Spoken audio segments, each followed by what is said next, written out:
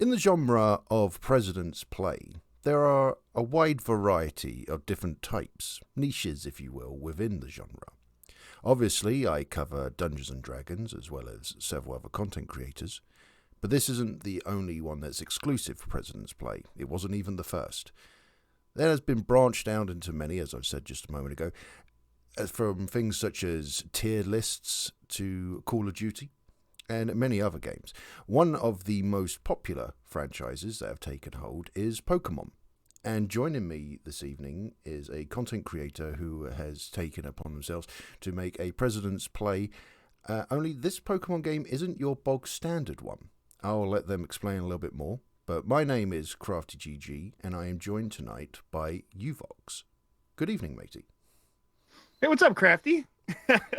Hey. How you doing, man? Very well, thank you. Very well. I'd like to start off with thank you very much for coming to take part in this. It's really nice. Yeah, absolutely. When you joined me on that one Pal World stream, I didn't want to seem like I was off put by the idea of being on a podcast. It's just that I've never been asked that, so I've never been asked to be on a podcast. So I was just like, how do I respond? I wanted to clarify that I'm fine. I'm fine with being on here. Okay, excellent. Oh, that's really good.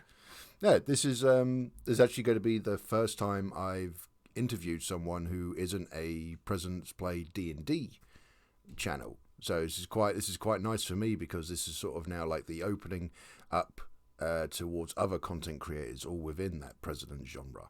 You know? So this is going to be quite exciting. So my questions are going to be probably bog standard. I don't have a huge bit of history with the President's Play in Pokemon. I believe yours is pretty much the only channel that I've ever actually watched this sort of content for. Really, you haven't watched Producer 6? No, honestly, the only other channel is I think it's President's. I think he's called President's AI Chat. He's the one who's sort of done a cross between Pokemon and D&D. That one is super high quality production. I don't know how he makes those. Yeah. I don't know how he makes those. Those must take forever to make. Oh, I can only They're so high quality. Imagine. Yeah, it's absolutely brilliant. It's one of the things that just caught my interest straight away.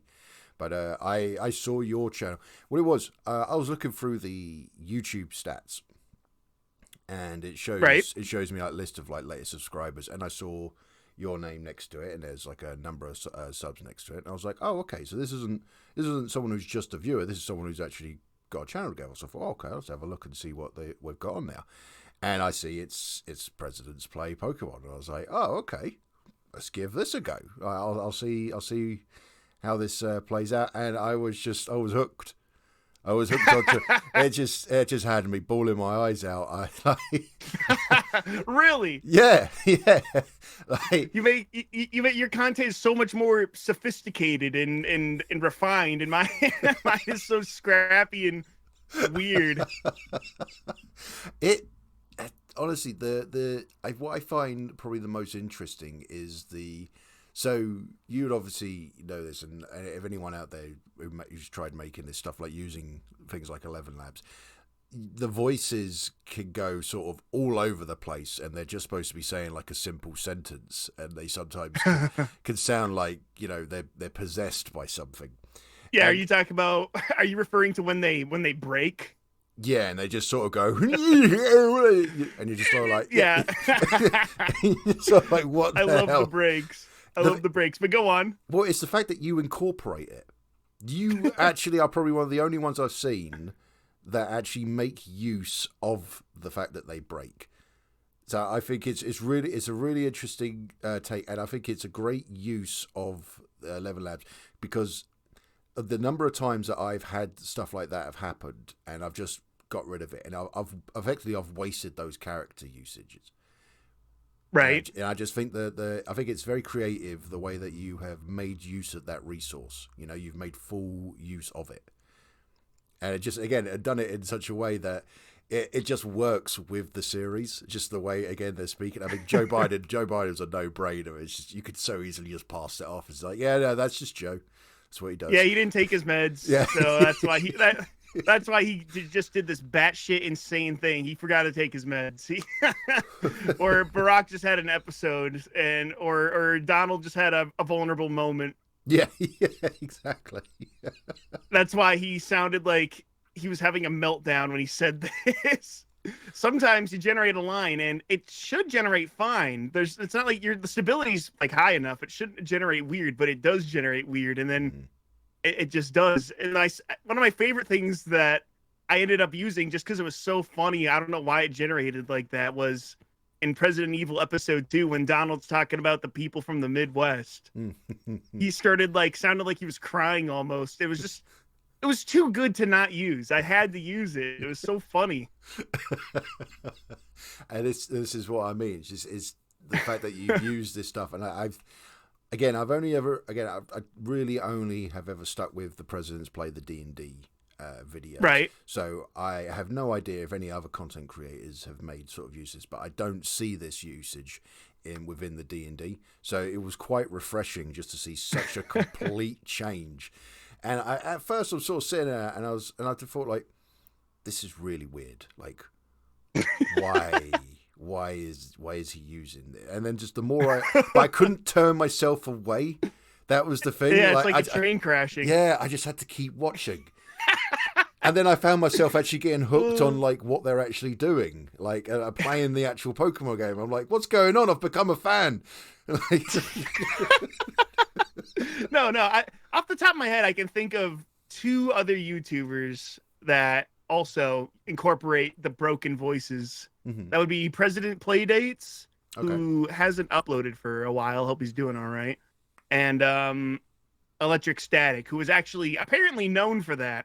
I didn't find out about Electric Static until like a month of video creation, but he makes very high quality videos and he incorporates a lot of the voice breaking. He's called the Out of Pocket Presidents. Oh, really? It's yeah. They say a lot of questionable stuff and a lot of questionable ways. So are these 2, you have to forgive me, I know there are so many channels out there now that do President's Play. Are these 2 that are specific for Pokemon, or are they a bit more general?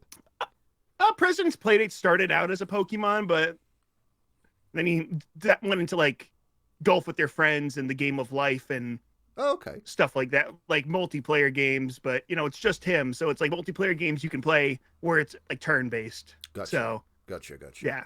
But they get some mad views, honestly. He gets like 200K views per episode. Oh my goodness. That's insane. See, I'm excited after a couple of days, and it's like I hit 1,000 views. I'm just sort of like, yes, that's fantastic. And then you say something like that, it's like it's pennies. I know how that feels though. I remember when I uploaded my first episode, I know how the YouTube algorithm works. I know it's not going to blow up in one day, but seeing it only sit around like 20 views for the first like day, it felt pretty bad. But then I slammed down and worked on the episode 2, and I got that out. And then about like halfway through episode 3, both videos exploded, and episode 1 went to like 2K views, and then episode 2 went to like 1K views, and I was like, this is nuts. Yeah, it's honestly, it's fantastic how over the last, it's been about a year now, hasn't it, really, since all this has all been going off. And since the meme really started, since 11 Labs became a thing. Oh yeah. And it's amazing just to see what sort of a community has like spawned from this. I was talking to my wife about it actually the other day. I said, what's one of the nicest things I think I can see in so many of the comment sections is that people are just sort of forgetting the fact that it's Trump and it's Biden and it's Obama. Yeah, they're the most political figures in the world. But no one is discussing politics. Everybody is talking about whatever the contents of that video was, what the storyline was, what the game was, and that sort of thing. There are jokes and stuff inserted into these things, but no one's going heavy on the political side because obviously these guys are probably the most divisive people that you get in America. They're the people that are gonna cut people in half, like of what side, and they're gonna get into all these arguments and stuff. But this is like that one thing I don't think anybody ever predicted, that this is what AI could potentially be used for. Everyone predicted the memes, but no one predicted this, the community around it. Yes, exactly. That's what I mean. Anyone could have seen making like fake Trump or Biden memes, right? But no one expected them to be playing video games, a niche that people would look forward to, like gameplay with scripted to be them. Yeah. And again, that's another thing. It's like, so many. I look over so many other people's like channels and stuff, and I love seeing the comments of people coming in, how much love there is from the community to all these channels. And you see some of these people coming in, it's like, oh, this is something I look forward to every week, or like I enjoy this over anything that that's on regular TV and stuff. I just think it's just amazing just to think there's this whole plethora of entertainment out there, all revolving around a couple of old farts trying to play video games. It's fantastic. I honestly, I can never get over it. Just yeah, it's a really weird thing to wrap your head around. And I thought, just like in the beginning, I thought, okay, this stuff is so silly and it's stupid, and people are probably just gonna drop it entirely, and it's gonna die because people aren't gonna be creative or funny with it. But people kept being creative and funny with it, and that caught my eye. And well, here I am now, I guess. Yeah. In the beginning, like years ago, I was actually terrified of what AI could do, and now here I am. Here I am. I thought AI voice synthesis, when that gets created, that was going to be like some of the scariest shit ever, but it's actually just some of the funniest stuff ever. Well, I think, depending on who you'd listen context, of course. Yeah. I mean, I can see where some of the fear could be. I've heard of stories that people have gotten phone calls and it's supposed to be someone that they know, and it's just like, oh, they're asking for money. I can understand like those sort of scams. I can't really see how people, unless the technology is so advanced that you'd actually watch a video and be like, oh yes, that actually is Joe Biden, saying these things. Like who would believe that sort of thing? I don't think I don't think we have the sort of technology that can be that convincing. And again, I don't think it was anticipated of just how much people were going to use this for just comedy purposes. That I think now that we've had a year of this, I don't think even if the technology could be advanced that much, no one's going to believe it anymore, because they're just a skeptic to be like, oh no, hold on, which YouTubers made this? Yeah, it's going to be the point where everyone discredits something until it's proven true. Yeah. Instead of everyone believing it until it's proven false. Yeah, exactly. So people just go, they're one way or the other. Either they all believe it or none of them believe it.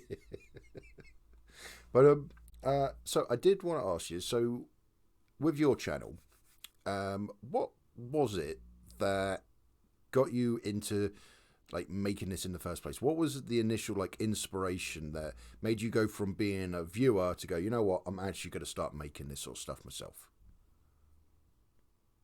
Well, I've always been more creative, and watching so many videos of this genre got me thinking of various ideas and scripts and things I could do if I were to make content. Mm-hmm. And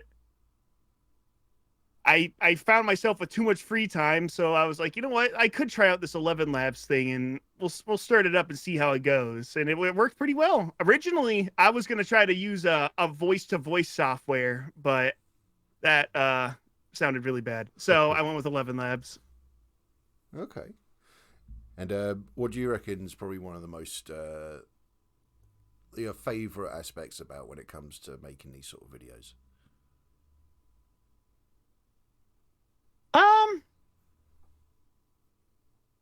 I really like when the voices break. I like when the voice, even I don't use all of them, but I do really like when the voices, the lines that generate that make me laugh when after just hearing it. Those are always really fun. Those are that can make editing fun, but it can also be a pain to generate the same line potentially dozens of times because they're not saying it in the right way. Like maybe they'll sound happy when you want them to sound sad, or maybe they'll sound rushed when you want them to take it slow.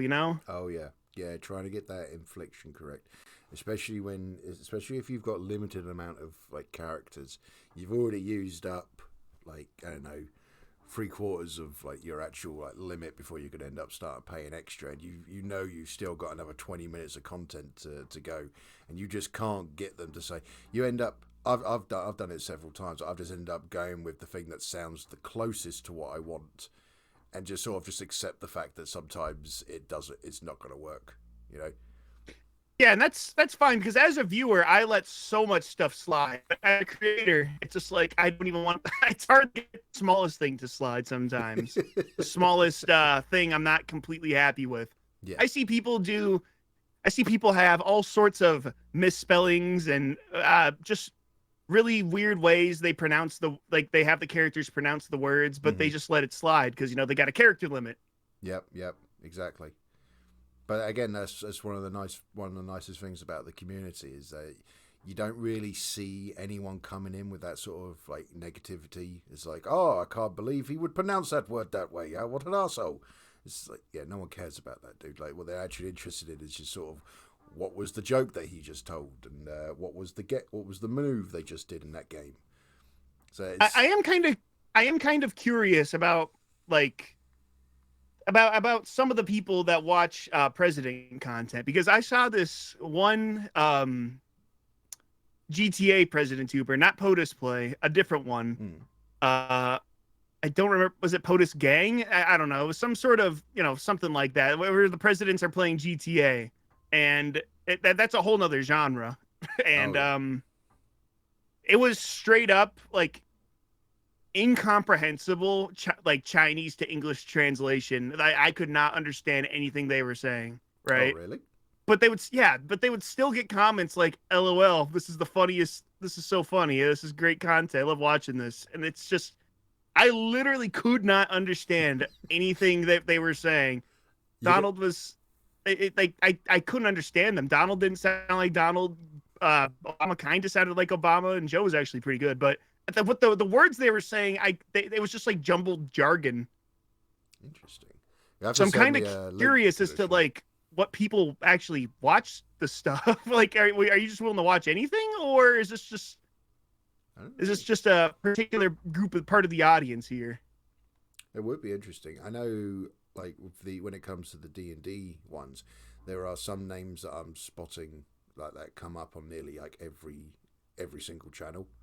Like I'm recognizing like the consistent fans who are very happy to engage with all of them, and there's a couple of them that I very much enjoy reading their comments because they're very good at they'll give the compliments where it's due, but they'll also give constructive criticism.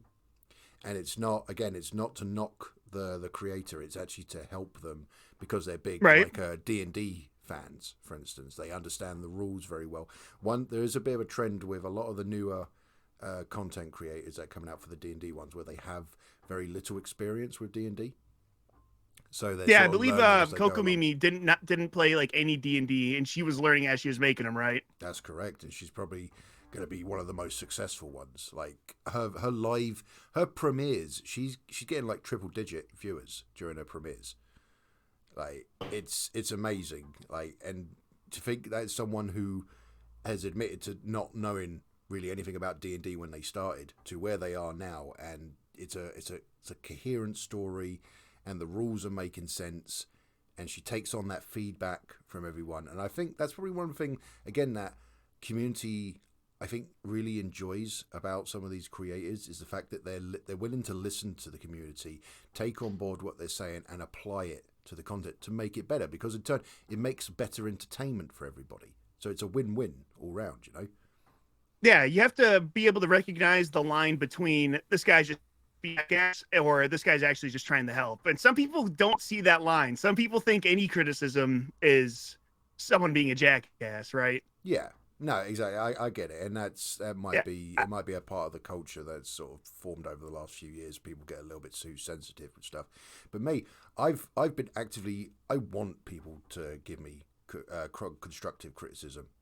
Like if you've come and just say to the video, tell my video and go, "Oh, this is shit." It's like, yeah, all right, okay, fine.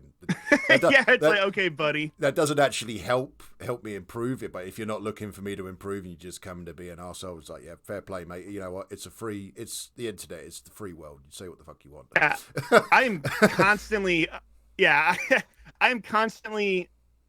I'm not sure obsessing is the right word, but thinking of just like, I'm not doing everything perfect. I know that, but I don't know what I could do to make it better because no one ever says what I do bad or what I can improve on. Everyone just says great video, but I don't Yeah, know. I feel like I could do better. I always feel like I could do better, but it's just like I need someone else to help me point some of that out, point out you what I could do need better. you need that honest you need that honest person who's just there to give you that constructive criticism. And again, as I say, that there's a couple of people that they comment on like my videos. I've seen them on a lot, and I've seen them on a few others, and they're quite open about their criticism. And it's again, they don't say it in a way that they're trying to be arseholes. They're saying it because they are trying to be helpful, and I think it's fantastic. I said that is the kind of thing you do need, because it is the only way you're going to. Because if no one's telling you that what you're doing is wrong for whatever reason, then you've never going to be able to improve on it. You know, because like you say, you just don't know, so you don't know what to make better, and then that's how you end up start like losing the viewers and losing the support and everything, because everyone's just gone along going, oh, this is fantastic, and then they just don't, and then they don't watch it. I really do want as much feedback as possible, both positive and negative. And I'm happy to see when people say, I love this episode. I was just really looking forward to it. I sometimes I'm not even sure what they're looking forward to, because I might do something that they love, but they don't specifically point it out. So I'll just be like, all right, so they liked it, so it means I did something right. Let's go on to the next episode. You watch And I would like specific points for each side, if possible. Please fill out the survey. Yeah. After this has aired, I'm expecting now just a lot more like oh, this is shit. Paragraph comments. Oh no. Okay, the opposite. No, The opposite. So someone's going to just come along and be a troll, and then someone else is actually going to take on board and just be like, okay, I got the best of both here. This is fantastic. This episode was shit. This podcast was shit. Why are you talking to people who don't make D&D? Fucking idiot. Honestly, mate, up until like a week ago, there's only like 6 people that were making the Presidents Play D&D. It's like, honestly, in the last few days, there's been a few more YouTubers have started springing up. It's really nice. Yeah, like, in terms of sorry, I have a thing where if I don't sometimes say what's on my mind, I will forget it. Oh yeah, go. And Malithrex used to be pretty much the only one making long form D&D content, more than just like 10 or 20-minute episodes that don't go anywhere, right? Oh yeah. Because we have I can't believe I don't remember his name, but the guy with like the clown antagonist, Clone Studio. That's it, Clone. Yeah, Clone. Yeah, Clone. He makes really good stuff, but that's not as much D&D as it is pure entertainment that is using D&D, you know? Yeah, so that's actually an interesting point, because that is something that I've heard a few people have brought up. He has a very good story. It's very much fourth wall breaking. Of course. There's definitely D&D elements, but not so much like what you'd probably call an authentic D&D game. Yeah, because he doesn't ever. He does do like roll to hit, but it's not like. Yeah, it's like roll to hit, you miss, roll to hit, you hit, and stuff like that. That's basically the only mechanics he goes through. He doesn't really talk about AC or spells as much, or bring up a battle map ever, right? Yeah. Actually, I don't think I've ever seen a battle map. He keeps it pretty light on the D&D stuff. Yeah.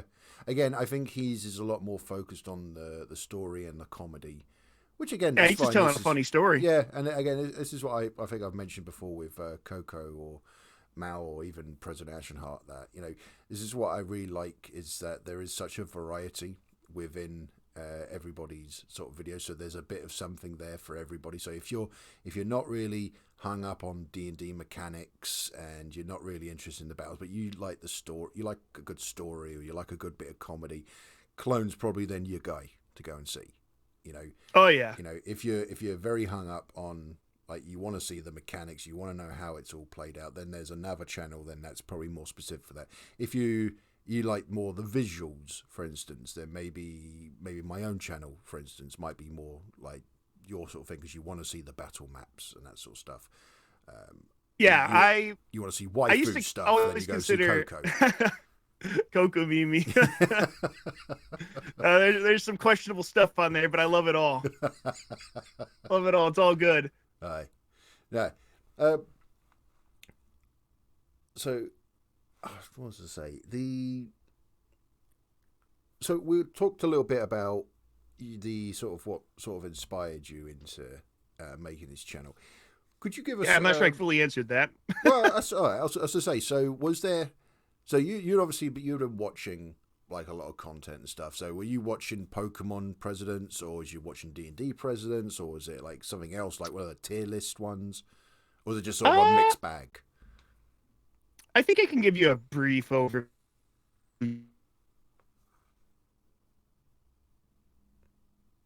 They go to an anime convention episode. Sorry, if you start that again for us, bud. I think the audio cut out a bit. You said a brief something, and then it kind of went blank. Oh, did it? Okay. Yeah, I think I can give you a brief overview of what I watched leading up to me starting to make content. I think where I first really got into the recognize this as a form of fun, like actual entertainment that I want to watch more of was with Crucial and his president's go to an anime convention video. Oh yeah, where Donald is dressed up as the Terminator and Obama's Commander Irwin from Attack on Titan. I feel like I've seen bits of this. I know I've definitely heard the name Crucial before. His name does get recommended a lot. If I've ever spoken to people about like what other type of content, his name tends to be one of the first ones that comes up. I sort of remember seeing something about the president's going to an anime convention. Was he also? Forgive me if I'm wrong, but was he also the one who had the presidents went to college? Or is that someone completely different? That's someone else. That's someone else. Right, okay. Yeah, but actually, I lied. The first video I saw from Crucial was them going on Family Feud, and then it was the anime convention one. The Family Feud one, that was recommended to me on my YouTube homepage for some reason. And I was like, you know what? I'm watching this. I was sort of taken aback, not knowing his universe when Kim Jong-un was there and he was talking like freaking Itachi Uchiha from Naruto, but I accepted it. I accepted it for what it was. And then we got where did I go? Probably after I watched all of Crucial, I probably went straight to Malithrex after that. And I watched a bunch of his content on his videos a lot. Got lots of responses back and forth with him. And then probably the presidential Zomboys. All Joshua Shaw's and Shreebington's content. All right, nice. So it was at that sort of point then when you start going, I need to see more Pokemon, and I'm not seeing enough of it, so I shall start doing it. Yeah. I saw... That's why I started going further into the rabbit hole, and I started watching the President's Discord server where they make tier lists, and then President's tier lists. Well, that was so funny. I love President's tier list. He said his Donald is probably the best Donald on all of YouTube. He's so funny. Hello, every quote he says is just, oh my god, I laugh my ass off. Ah, nice. So when you So we got to the point now. So you've started making these videos. Would you be able to give us some kind of a breakdown on how you go about making one? So from the concept up to the point of upload. Well, some people like Frail. If you don't know Frail, he makes President tier lists. That's his thing. He uploads one every other day, and he has been for the past year. He's just uploading like a madman. He scripts out every single one of his videos for the entirety of it. And he can do that because it's a tier list. He can take his time. He's not really bound by gameplay footage or anything. And that works for him. I wish I could script out my content, but I have very few scripted things. Oh, I think we've lost you again. Yeah, very few scripted things. And I have very few scripted things, and when I start an episode, I usually have pretty much no idea where to go. Everything is off the top of my head for the most part. Yeah. So you improvise a lot. I do a ton of improvising. I go in with a very loose idea, and I work on it from there. I wish I could script out my whole video, but I just can't do that. No, maybe I could do that with tier lists more. But I found out when I remade a good chunk of the first episode of Clover. I remade a good chunk of that, and that was the part I scripted the most because they found out, I don't like this line, or I could have said that better, or this is said weird. Yeah. So I find I make better stuff when it's just off the top of my head. When I script it out, that has to be just a loose guideline in my experience making stuff. That I have a similar sort of setup. I have tried in the past to go with a full script, and because it's just clean that way. Yeah, it's clean and simple that way. Yeah. Well, I found that if I've scripted it, maybe 10% is left is still in, like the original is there, and everything else has been changed.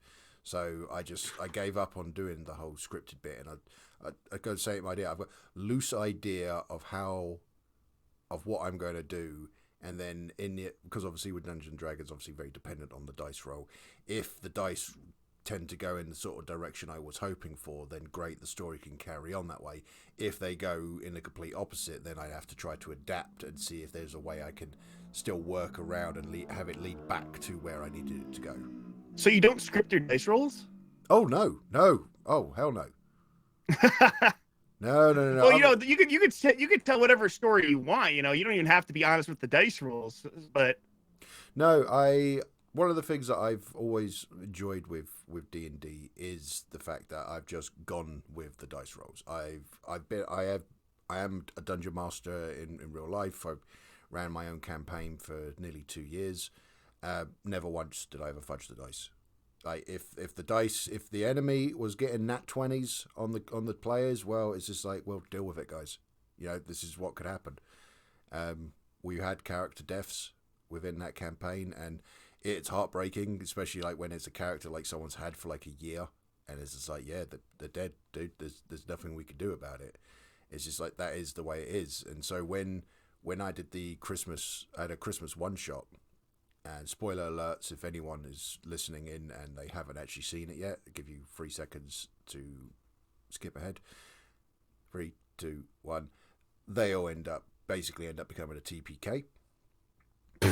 Yep. It was the roll of the dice. There's nothing you could do about it. It's dang, man. I watched like 10 minutes of that episode. Oh, no. I watched like 10 minutes of that episode. I was meaning to get back to it. Oh no, sorry, I didn't realize. Oh well, it's all good. There is plans of a continuation story. You might be thinking, how's that work if they're all TPK? That will make sense come Christmas. But yeah, so I don't know. I mean, I have said someone who's accused me of rigging the dice in my latest episode, because just honestly, some of the rolls in there were a little bit just crazy, just a little bit too perfect. Yeah, they're a little bit too. But the thing is, the way that story went, that is not how the story was planned. The story, and again, spoilers. Have you seen the latest episode? I don't know if you watch it. You don't. It's no big deal. I typically prefer really long content. Fine, that's fine. So I watch the full movies. Okay, that's fair enough. Oh, you can watch the compilation then when I go put it together. So anyone who's watching again hasn't seen it, just to make you aware, half the party died in the last episide, and their characters were killed off. That was never intended. That was never planned to be the case. I had been working for the last few weeks on making a whole setup for a 6-player party, because we had 2 more people come on. Who's the other person? I know Bill. Bush. Oh, okay. Yeah. Okay. Bush has been in the last couple of episodes, but he wasn't part of the party. I've done this whole sort of bit where the way to introduce him is that he's been duped by some enemies into thinking that the actual party are the enemies. So he's kind of he starts off by fighting against them. And I was going to try to work a way around it, so eventually he would look to join them as and it'd be like his story arc was like his redemption for making up for the fact that he was, fighting. Is he a paladin? No, he's a monk. He's a total monk. But yeah, unfortunately, the dice rolls went in such a way that two of the characters were killed in combat, and it sucked, and it meant I had to completely rechange how I was going to do the story. And again, it's one of those things, and that's why the story at the moment is kind of veering off from what the source material would be having them do.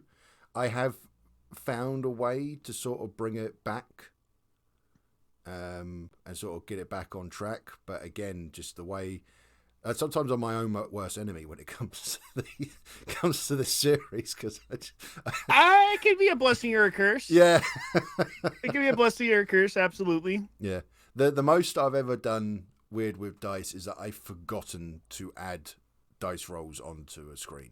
Like, so there's a character that's thrown a dagger, for instance, and because it's more than 20 feet, it has to be done with disadvantage.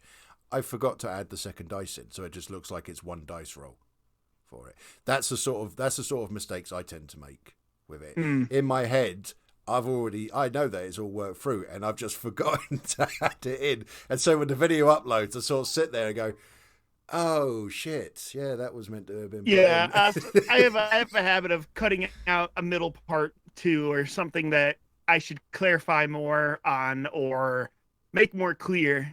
Yeah. I'll have A, B, and C, but I'll cut out the B and it'll just be A to C. Yeah. So I guess this is the sort of those drawbacks in it if you are going down the improvised sort of route. You can get lost in your own mind in the creative thoughts, or sometimes, you're just relying on your creative thoughts, and then maybe you'll have maybe you don't work on a video for a few days, and all of a sudden all that stuff you had was gone. Yes. Oh my goodness, there's been so many times. And it's just like, wait, how did I do this in the first place again? Creatively, like how did I make this character act, or what was that bit I was doing, or what is that thing I wanted to do? That happens to me far too often. And people, when I'm not working on a video, it's because I'm sitting there thinking of, like, putting too much pressure on myself, thinking of, man, what should I do for this next video? Like, I have this general idea planned for the future, but how am I gonna get there? I had an idea. I'm sure I had an idea, but what was it? Mm-hmm. It's mostly, I don't think it's laziness, because even though these videos do take like hours and hours to make, like 10 hours if you're fast. Oh yeah. It's not even that. It's just the creative process that I get hung up on. It's not the time investment. Yes, it's you're running. Even though it is a steep time investment. Yeah, it's still obviously yes. No, I spent a good 8 hours today crafting my next episode, and I'd say I've probably got maybe about 70-80% of it like done. But I know that I'm going to go back through, listen to the whole thing, and go, yep, that whole chunk there doesn't really make sense. I'm going to take that away, expand on that, probably get rid of a few of those bits, add that back, and then that's going to change the rest of the episode. So I get it. When it comes to the time, there's so many hours you can end up sinking into like a single episode. But a lot of the time, it's like you said, it's that crazy. It's that creativity part of it. You want it to make sense. You want it to flow well. You want to have that comedy in the right place. There's a lot to it than just simply slapping some images together and a few lines of dialogue. And that's actually brings me up to something I wanted to ask you. If someone was listening now and they wanted to start a president's channel, whatever it was, whether it was playing Pokemon, D&D, tier lists and stuff, what do you reckon your main advice would be for them? You can watch my video on how to make, I'm not joking, you can watch my video on how to make president's content in 2024, because I cover a lot of stuff in there. Ah, perfect. Oh, there you go. I'm not sure you've seen that video, but I made that like 3 weeks ago after all the voices got banned. I did actually, and we will get to that about the voice ban. actually, but I did watch it. But I got to the bit where where you had said is like, well, if you said something like, well, if you already know how to make videos, you could stop watching it. I was like, oh, perfect. Cheers. Yeah. I didn't want to fall into the trap of people who don't know how to make tutorials making tutorials where they're just super long and drawn out and everything's all over the place, where something an expert might want to know is like just hidden randomly in the middle of the video. So I just got off to like, okay, if you're an expert, this is what you need to know. This is the alternative I use, or here's a thing you could do if you still want to use 11 labs and all that. And then the majority of the video, the last like 14, 16, however many minutes of the video is literally like baby steps, pretty much just like how you can stick around if you want to learn how to basically how I put it together a video, how I get rid of the backgrounds, where I get my note, where I get like, I forgot if I covered where I get my sound effects and music from, but how to put together a video. Okay. I tried making it. The longer you watch, you only need to watch it a long time if you're a noob. Yeah. Well, there you go then. Anybody listening, I will tell you what you do. I will find that video link and I'll post it in the description as well when this video goes up. So if anyone is listening is interested, you go and check out YOUVOX's video tutorial and he'll walk you through it all. So if you're interested in making President's content, make sure to drop a credit in for him, so it's where you got the help from. But and just the crafty sent me here. Crafty sent me here. So I did actually want to talk about 11 Labs. Right. I'd say you were the first YouTuber that had made me aware of what was going on with them. To my knowledge, I was the first one to acknowledge it to the public at all, really. Yeah. I don't think anyone brought it up quite as soon as I did. And that's because, well, if you're going to say something, go on. No. I was to say, so your name had come up in another one of the President's D&D Discords. Like someone had posted up a screenshot of your announcement about all this. And I'd already seen this earlier when it had gone up. And there was some skeptics about like, you know, is this being a little bit paranoid because, you know, it doesn't seem to be affecting anyone else. And I sort of jumped in on this one. It's just like, maybe it is, but at the same time, you know, it's 11 Labs. The fact that they've gone and banned these voices just because, you know, no one else is talking about it doesn't mean that it's not going to escalate. And that because your voices are still working doesn't mean they're going to be working forever. Exactly. And over time, it's only voices that are getting created right now. It's not the voices that already exist. You're being too paranoid. Yeah. Well, I can confirm 100%. I lost my Biden voice not long after that, and just 2 days ago, I lost my Trump voice. So yeah, I've had to resort to different methods, and I've tried your method as well. That. Like, so I'm on a separate Discord group with most of the President Play D&D creators. It's everybody except Clone. He hasn't accepted the invite. But we've all spoken about it, and it has been brought up. AI Guy has been recommending about that method, about changing the, the tone or the decibels or something like that. So yeah, I think it's changing the tone, like up or down one. I think... Game Producer 6 talked about him earlier. He's the one that was pissing around trying to get 11 Labs to work no matter what. And for him, he wants high quality voices. He doesn't like the voices that sound muffled or bad. So that ended up not working for him. But I think that could easily work for other people potentially. Yeah. Well, I tried it. It sort of works, but for me, my version of Biden sounded like he had a terrible head cold.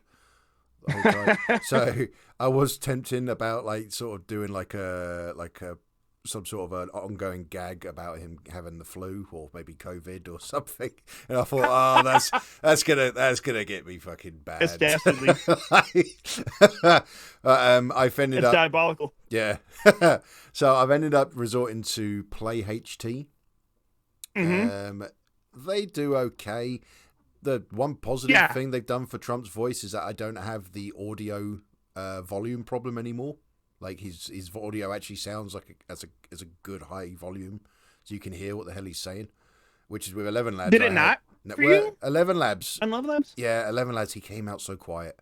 I'd have to, Really? yeah, I'd have to up the volume as high as I could on my editor, Holy crap. export it, and then up the volume again, just so that you could hear it. Jesus, what the? Why would you torture? Why would you go through that? Why? Yep. Why would you subject yourself to that? Yeah. I would not do that. I would be like, all right, I'm not doing this. I need to do something else. I need like a different sample or something. What the heck? I'm stubborn. Instead of going around the mountain, you just bored right through it. Exactly. I'm stubborn that way. It's like, no, I'm going to make this voice work. Well, you made it work. But yeah, Play HT, I'm not gonna lie, it's obviously not as good as 11 Labs, but it does have the emotion slider, which I think makes it usable, in my opinion. Yeah, I'm still like, if it didn't have the emotions, I'm not sure I'd be able to recommend it to anyone, but it does have the emotions, and I'm able to make great use out of that. Yes. And that's the thing. Like, I've had a little bit of practice with it. I'd say my Biden's voice is doing substantially better than my Trump's voice. The Trump's voice doesn't seem to have some voices it. are better or worse. Yeah. But I think a bit more practice, a little bit more tweaking of the settings. I think I can get them as pretty close to the originals. And, you know, I don't believe that 11 Labs will unban them. But if they do, after the whole election situation is dealt with, then great, I can revert back to that. But right. I am preparing myself for the fact that I will probably never get those back, because I prepare for the worst, you know? Yeah, exactly. And I think you were probably bang on the money, mate, when you first did the announcements about it and stuff, and you were already taking precautions and like giving out the advice and that. And I thought, you know what, fair play to you. That was a solid move to make. And you were absolutely right, because it was affecting other people's channels.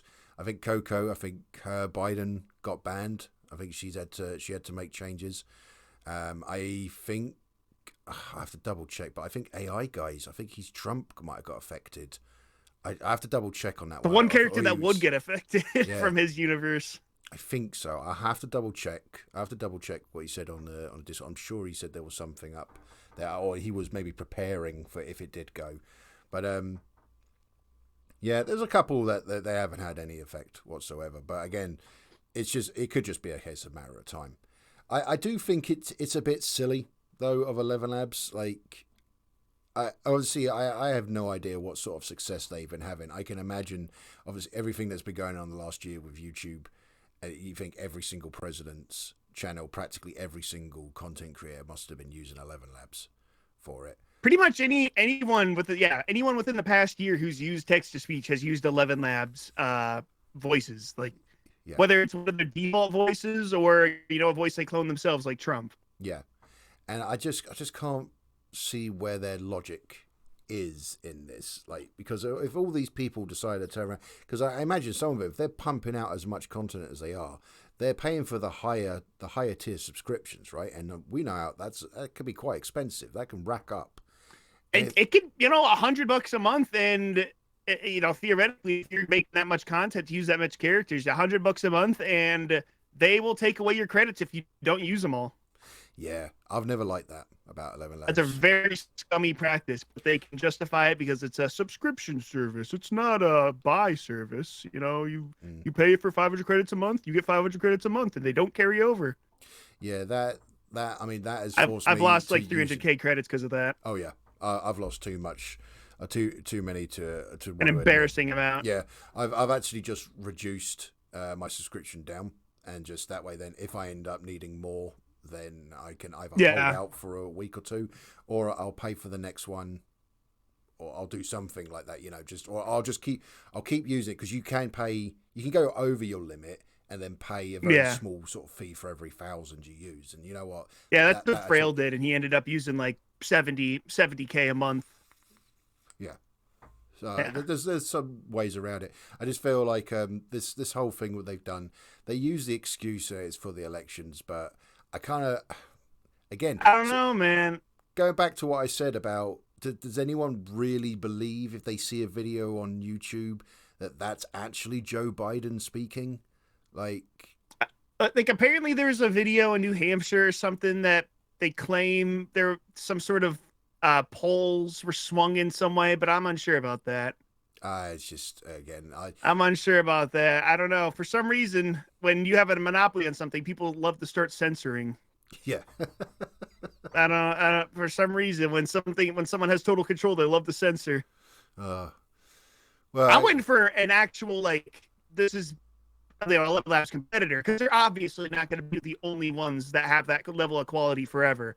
no. I'm waiting for the next thing that comes around where it's better. Yes, and then when people will look at the two, and they'll go, "Well, this particular one likes to limit our access to what we can create. This one, Or they're overpriced because they are, you know. yeah, or they're overpricing. Whereas this other one is reasonably priced, and they're allowing more creative freedom. Who's the consumer going to go for? You know, Even then, I'm not sure it's going to remain a subscription service forever. There's going to be an open source software eventually that you can just download onto your computer. oh yeah, You know, there's so many intelligent people out there that have the ability to make. I'm just I'm excited for that. People talk about turtle text to speech, and I don't know about that one honestly. I've heard it's good, but its installation process is whack, and I don't know. I've heard samples, and it doesn't sound that good if you ask me. I know very little with this sort of stuff. Like, I wouldn't even. I probably know like 10% more than you. All right, I probably know like 10% more. If you know nothing, I know a little bit more, just a little bit more. I downloaded, like I said, I originally downloaded this free voice to voice software, and I was gonna try doing my videos on that, and it was just like out of every 100 takes I tried for something good, I'd get like a couple good takes, and it just sounded too clunky and too bad, and Well, as I say, as you say, you're slightly more clued up on this there than I am. If you do happen to come across any kind of new technology and you think, you know what, this could be something like big, by all means, send me a link, bud. I'd love to jump on that absolutely. sort of stuff. Some people in my position, you could look at it this way: some people in my position who have an answer to the problem that people are going through. You know, like my 11 Labs voices are all banned, and you know my you could say my career is ruined because you know 2 of the 3 voices I used are banned. Some people might go looking for help, and some people might have the answer, but they might not want to share it at all, or you know might want to keep it to themselves. I don't think that's a good idea. I think we as an AI community are already small enough, and any more creators we can help or make would only be good. Yeah. You know, so that's why I made that tutorial. And I realized I'm not good at making tutorials. Like I was dragging my feet making that. I sat on my computer for like 2 days straight, trying to slowly like, okay, no, I got to cut out this part or rearrange this part or revoice this part like 5 times. I'm not good at creating tutorials, but I had to get that one out. I had to get that one out because someone is going to get help from it.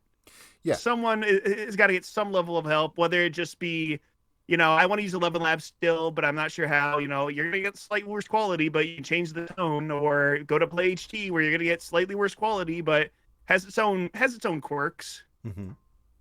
I've learned that Play HD is actually pretty damn good at cloning not the cleanest of audio. I cloned there's a bit I did in my last video where I used Jacksepticeye's voice, and for his voice, all I did was I downloaded the unedited audio of his video of The Silence Speaks My Name, and I just put it in the cloning software, and it worked perfectly. It sounded really I didn't cut out any of the game noises or background noise or anything. It was the raw audio, but it made a really good voice. I don't know. I got to play around with how that training works, because sometimes I'll upload super clean audio, and 11 Labs would make a perfect voice, but in Play HD it just sounds weird and distorted sometimes. Yeah, there is. I don't know. It might be good with bad sources of audio. Possibly. I mean, it's one of those things. You just got to have a bit of. I think it's a bit of practice, you know, like I said, like tweaking the settings. I feel like they could probably do with a couple more settings. It doesn't seem to be. I don't know if. I know with 11 Labs, I think 11 Labs has been around a bit longer, so they've had a bit more time to sort of expand on what you could potentially do. But I think give it enough time, and Play HT could potentially be a rival if they can get their settings just right. They're definitely developing slower than 11 Labs, but I like their Gargamel model, their new model that they launched like while I was making that tutorial. But it sounds it's a lot closer to 11 Labs in terms of its like the voice stability and their cadence when they're talking. But it sounds like they're talking through like an older microphone. Yeah. It lowers the quality, but but like the voice is smooth. So if they could just get rid of that low quality thing, they would be like 11 Labs 2.0, honestly. Yeah. Well, so let's hope they can fix that. Yeah. Well, only time will tell. Only time will tell. But yes. So we reached out to our communities and asked for viewers to come in and see if they had any questions. Now, I figured you'd probably get a better response than I would, as for my community, it's obviously Dungeons and Dragons. So I did have someone who's come in and asked, they wanted us to discuss about the whole 11 Labs taking out Trump and Biden, which I feel like we've covered quite a bit on that one. So and it's not just Trump and Biden, mind you, people. It started with them and UK politicians as well. Oh, they're going out of their way to censor no. They're just the Trump and Biden are the ones we're talking about because that's the one that impacts everyone. But they're not doing just that. They want to do, ideally, anyone that's running for office in the world. But right now it just started with the US and the UK. Oh, interesting. I didn't realize that the UK. Any elected officials or people running for election, I mean. Oh, interesting. Which is why you can do Bush and Obama, but because they're not, they're two-termers. They're not running for office. So yeah. Oh, that's interesting to know. Yeah. Okay. Well, so we've covered over. Sorry to interrupt you there. No, that's fine, mate. That's fine. Sorry to interrupt. It's all good. So we carried over on that bit. Now, I think you said that a couple of people in your community had something that they wanted us to discuss. One was, I think it was about RPGs and like what RPGs do we like and what do we play and stuff. Okay, well, it can probably be video games or board games, whatever. Well, you go first then. What sort of RPGs are you into? RPG is really such a term that it roofs so many different things, Okay, if you broke it down, then let's break it down. So you got no, but that's what I'm getting to that though. I'm just saying it's such a wide term. So I have many different responses I could say here, but I know I like Skyrim, obviously. Who doesn't like Skyrim? Everyone likes Skyrim, right?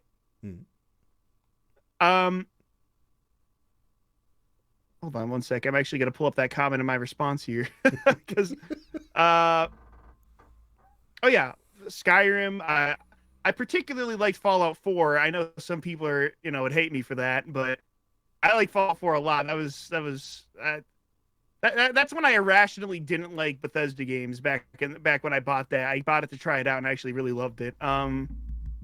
I guess Stardew Valley is considered one. I played that a fair bit on my PlayStation 4, but I had to buy it on Steam. Apparently that's Undertale, classic, almost 10 years old now. Oh yeah. Baldur's Gate 3. My friend bought it when it just got into early access, and it was not good. It was not running well. It was not looking well. I'm just like, yeah, this is just like a D&D cash grab. This game looks like ass. It runs like ass. It's not good. But then it actually fixed a huge chunk of the problems when it was released, and I was surprised. And earlier on, I mean like even so as like close as like a year ago, I was just like D&D games just sort of make me depressed because it kills the point of D&D.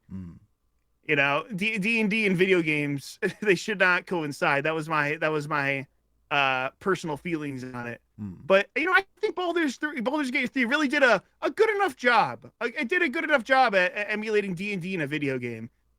Because I can't do everything I want, but I think it's open enough and it tells a story. It's a linear because it's a video game, but it's fun. It's a fun time. Yeah. So I've had almost no experience with Baldur's Gate 3. I tried it once, but my computer couldn't handle it, unfortunately. I played it with a couple of my mods. They love the game. They're playing it quite regularly. They're all big D&D fans as well. And they all give it very high praise. So I sort of go by what they tell me. If they'd all turned around and said, "Oh no, this game's a load of shite," I would be like, "I don't know what everybody else is talking about then."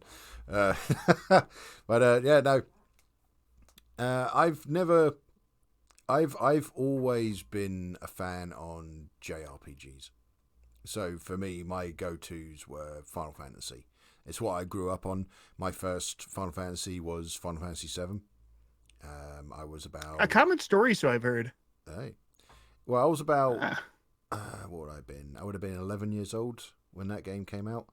So I was like, that was like prime video game like age for me, and I was absolutely hooked on that. So when Rebirth came out, about a month ago now, I think, give or take, I went and bought a PS5 just so I could play this game.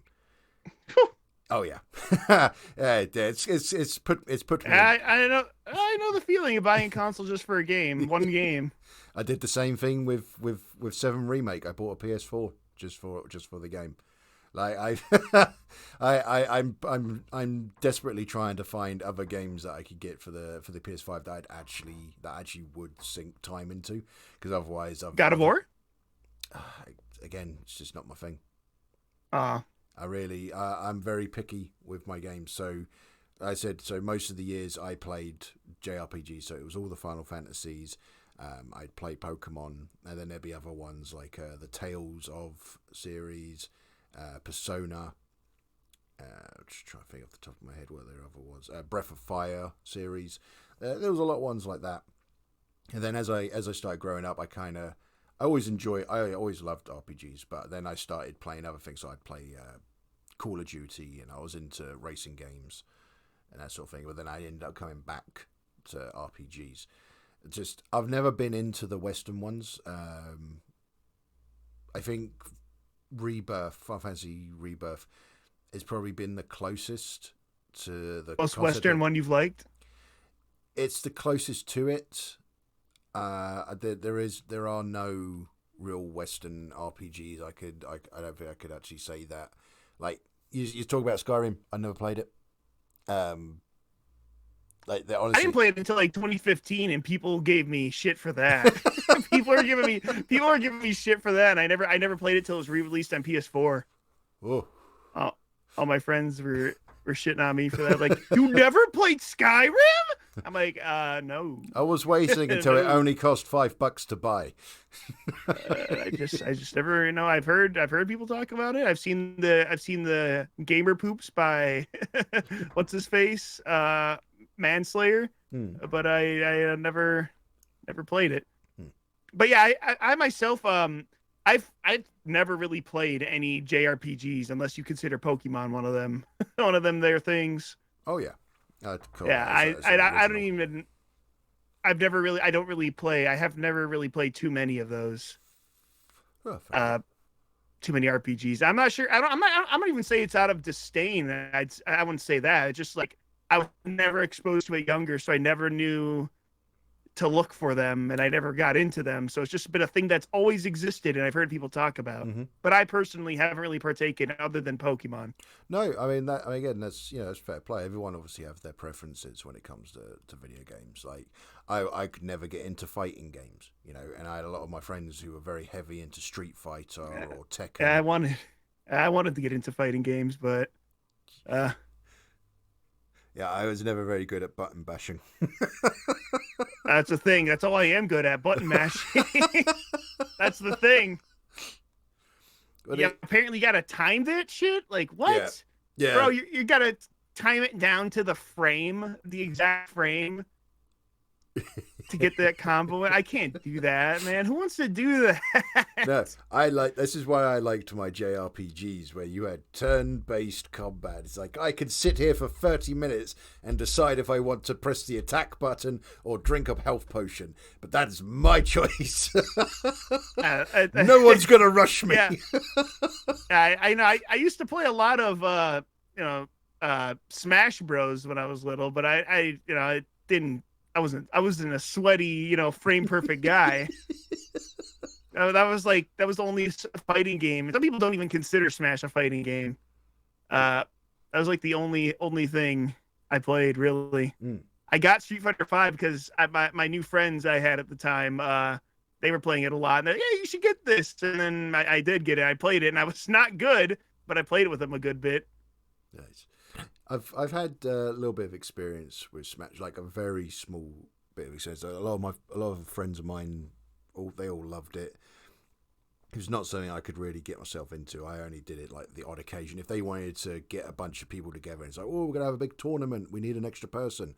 It's like, Crafty, you don't do much. Come join us. It's like, yeah, all right. I'm just sort of like the fodder that was going to be there for round one and just be knocked out. You're like, great, okay, cool. Yeah, I'm the round one fodder. Yeah, that happened to me. I went to a Street Fighter tournament and I paid $20 to lose to one of my friends. I paid $20 to lose to one of my friends, something I can do for freaking free normally. You're a very good friend. I paid $20 just to go in and lose to my friend in public. I would have made my friend pay for me. To be like, no, you want me to lose publicly? I want to get paid for this. I should have said that. I should have said if we're gonna fight, you're gonna pay me $20 right now.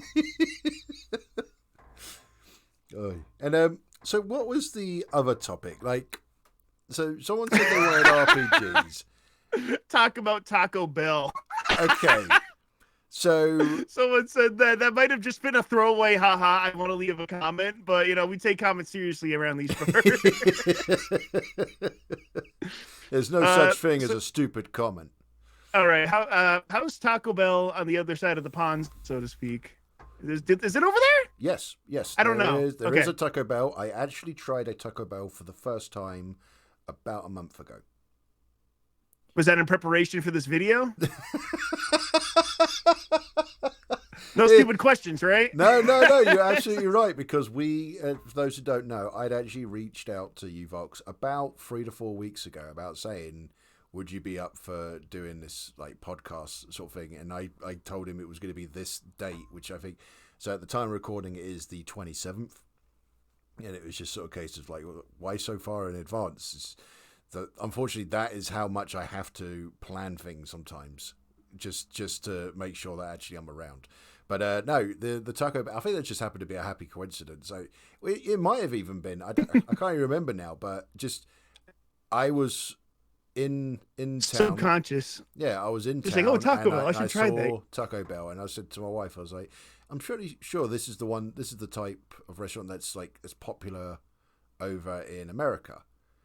And she's like, I don't know anything about it. I said, all I know about it is apparently you shit blood afterwards. But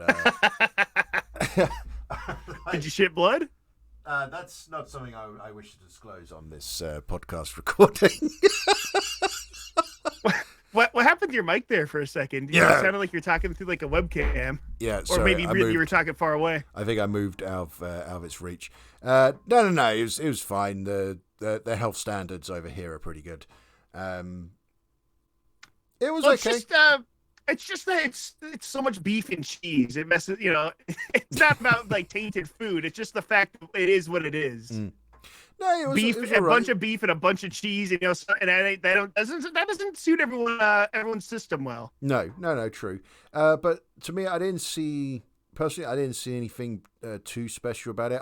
We've got places that do like burritos and tacos and stuff like that. We have other franchises that do it. I couldn't name anything off the top of my head, but me, I love that kind of food. But there was just nothing that sort of stood out and go, oh right, this is why everybody talks about it. Like why I hear it. It's such a popular. But I guess it's just a very well known franchise over there. It used to be like dirt cheap. You used to be able to go there and get a taco or a burrito for like 79 cents, but now they become more like now a burrito's like $3.50. Just like McDonald's, a chicken sandwich is $3.50. It's not cheap anymore. Right. It used to be known for how cheap it was. You could go there with $20 and get a huge amount of stuff. You get like, more than 20 items. Yeah. You can go there with $20 and get more than 20 items. You get a ton of stuff. And now it's like you can get like a Happy Meal. 6 things. You get 6 things for $20. Right. And you can still fill you up, but $20 ain't what it used to be. Yeah, no, I know the feeling. I mean, I just ordered a Chinese for tonight, and I think we ordered like 4 or 5 things, and that's come to about £40, which I think the pound and dollar are pretty equal nowadays. It's pretty close. So it's pretty equal nowadays, for sure. But it's just sort of looking at that sort of price. It's just like, my God, that like we luckily. And I could have just like spread that out over a couple of days, but yeah, exactly. I could have just buttered some rice and eaten for like $1. Or even less. You're paying for the convenience more than anything these days, though, aren't you? Yeah. Just so you don't have to get off your ass and actually go and cook. Yeah, I'm looking for deals more and more. I'm never going to Papa John's unless it's half off, because then their pizzas are like $40. Oof. It is ridiculous how expensive it's gotten nowadays. Oh yeah. I mean, look, if there's any kind of a motivation out there to sort of eat healthy, I guess it's just look at the prices on this fast food. Yeah. Fast food used to be. I just saw this said earlier. I was watching a YouTube short, and it just said, "Remember when fast food used to be the cheap option? That's not even the case anymore. It's more expensive than healthy food now." Oh yeah. And yeah, it's pretty true, actually. I'll say the one thing that me and my missus do quite well is we do make our own pizzas. So like you do what? We'll make our own pizzas. Like we haven't ordered a pizza in several months now. Like we'll just we'll get some. Oh yeah, once you get that down, you can make your own pizzas for sure. Once you know how to do it. Well, I mean, we'd actually make the dough, and make the sauce and stuff. We found some alternative ways. We get like French sticks and like cut them in half, and so like it's like a pizza, almost like a pizza stick, as it were. Right. So you cut down the amount of how much you're actually having, and then that sort of forces you to be like choosy with like your toppings, so you don't end up with like this great big mountain of stuff. So it was a great way of sort of cut down. It's a bit of dirt cheap. You're talking like £5 to make 2 of those. And then if you make your food, you save a lot of money. But it's a foreign concept to me, because I guess around these parts we've always made home cooked food a lot, and some people just don't do that ever. Apparently, they always eat out somewhere. Yeah, you gotta be making some good money though to be able. That's a little bit of a foreign concept to me. Yeah, so me growing up, I always. Like my family were very easy to go and like get a takeaway like a couple of times a week or something. Where my wife's family, it was always a home cooked meal. So when me and her get together, and I would say let's go get a takeaway, she's sort of looking at me as if I'm an alien. Like she has no idea what I'm talking about. So what do you mean? We have the ingredients in the kitchen. I'm like, yeah, but let's just go out. It's easier. Yeah, my mom's always been the way. Just like, we have food at home. Why are we going out? My mom's always been that way. That's how she was raised. Yeah. When she was a kid, getting like Burger King was a treat. Yes. Once a year treat. Yeah, for me when I was a kid, going to McDonald's was like for someone's birthday. That was a thing. It was a birthday party. A McDonald's, going there, you'd go there and you'd have 6 or 7 of you, and like someone's mum had obviously had taken that, and so she's buying everybody like a Happy Meal and stuff. That is how frequent you would go to a McDonald's. I'd never even heard of it until someone's birthday had come up when I was about like 7 or 8 years old. And I imagine as people sort of listening, it's like, what are you talking about? A birthday thing? I go there every Tuesday. I go there like once or twice a week. Yeah, I mean, I don't even know what to say. It's just I feel like we have veered right off subject here on what this whole thing was all about. This is a D&D thing, right? Yeah, it's sort of, supposed to be. This is a D&D. Okay, listen. Okay, there's a few things I get from Taco Bell. Let's answer that question. I get the Chipotle chicken melt. It's simple, delicious, and still fairly cheap. It's under $2, and there's Cinnabon little things. If you have those are good but pricey. And it's like volcano wrap. I don't even think it's around anymore. I think it was just a limited time thing. But get that if you can. And their nacho fries are to die for. Those are probably some of the best fries ever. And just so get those. Anyone's listening, we're not sponsored by Taco Bell here. We should be. Crafty Cheech. If anybody, I eat my Taco Bell burrito and I regain 2D10. If anybody from Taco Bell is happening to be listening in on this, and you want to, sponsor the channel, I'm all ears. Come this way. We'll talk a deal. But I tell you what, I think we're going to wrap things up there. To everybody that is listening, that has come along during the premiere, thank you very much. I'm sure we've been answering any of your questions or comments that you've been posting while this has been going on. If you've caught this after the premiere, thank you very much for listening. Make sure to go and check out YOUVOX's channel. If you're a big fan of Pokemon, of the comedy, of course of the Presidents, it's definitely a guy you want to go and check out. And thank you, YOUVOX, very much for taking part in today's podcast. Yeah, of course. It was fun being on. I've never been on one. It's fun to talk with a fellow creator about stuff, and I'm sure people are interested to hear that as well. Oh yeah, there's definitely a few people that like to come along and listen to this sort of thing. So as I said, this is going to be premiering. So I'll give you a heads up on what date I'm going to put this on. But so if you want to come along to that, you're probably going to get maybe a few of your listeners. They're going to pop in and probably going to ask you a few questions. And there, as I say, there are some people that are very much like they like it when the D&D or just the President's play community, when the content creators get together for things, people seem to very much enjoy it. So I thought this is a great little opportunity, and it's a good chance again to talk to a fellow creator, share some thoughts, share some ideas, talk about our love for Taco Bell, that sort of thing. It's great. I thought I didn't realize it's already been an hour and a half. I thought we were going to talk about more. I thought we were going to talk about more D&D stuff. We barely touched on it, honestly, right? True. But the way I saw it as so even though I do the D&D stuff, I go by what the guest is about. So for me, it's more about your channel and the sort of topics that we'd sort of talk around that.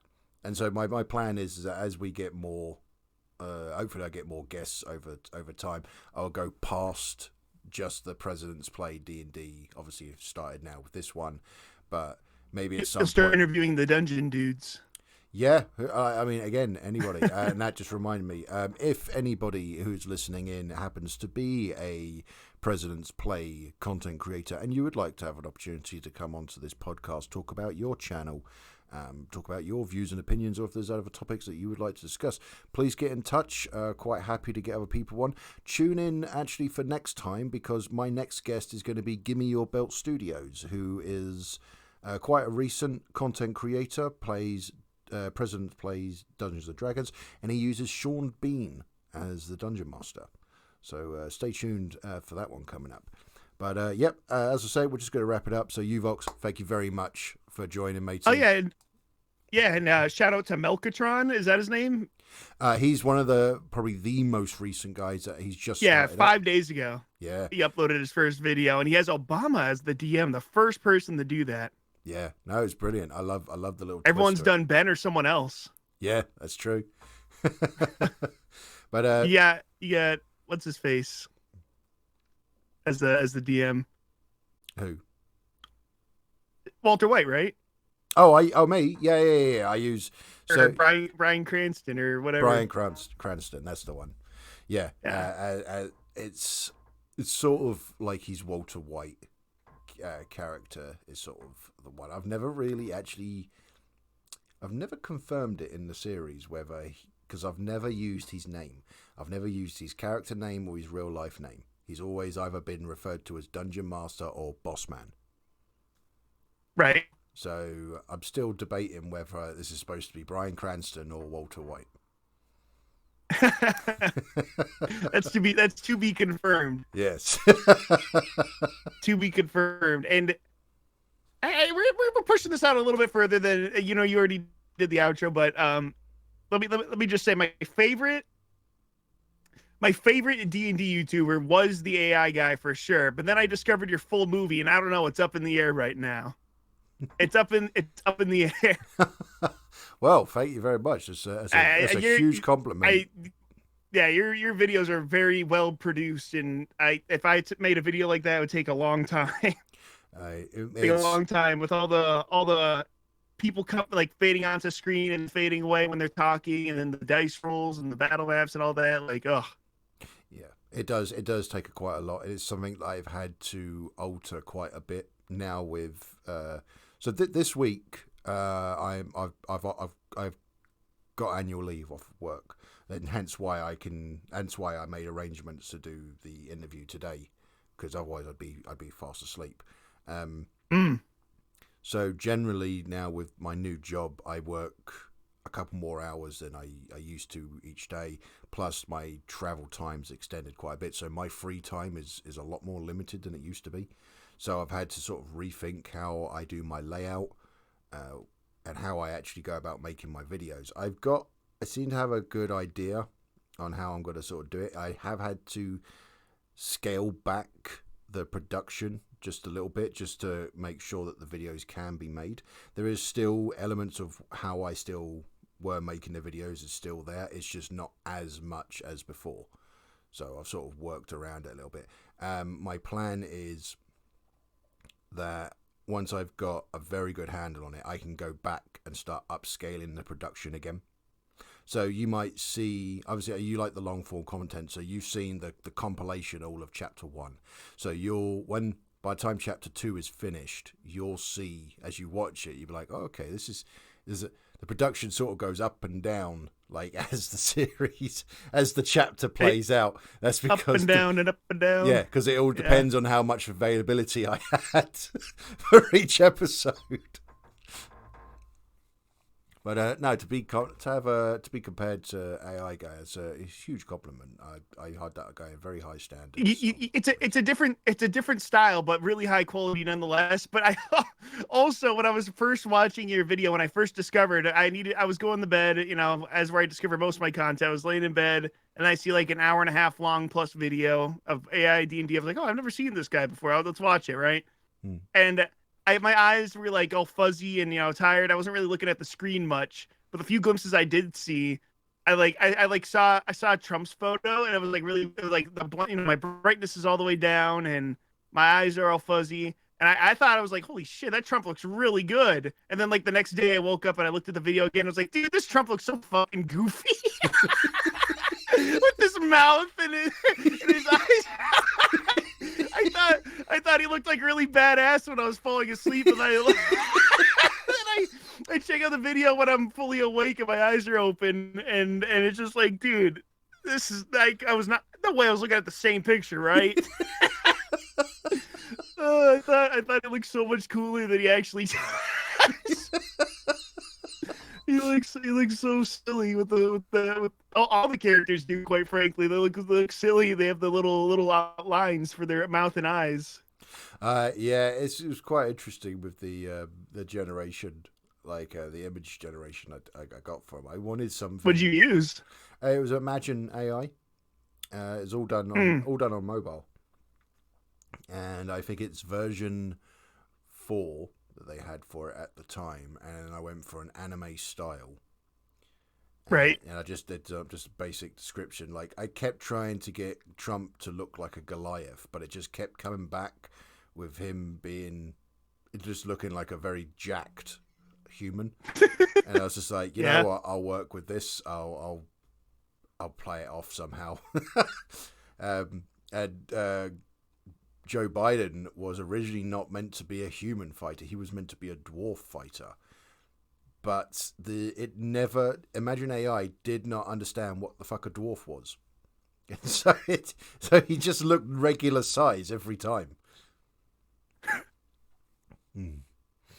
No, but I quite like the style. It sort of it fits. It goes with what I was going with in the end.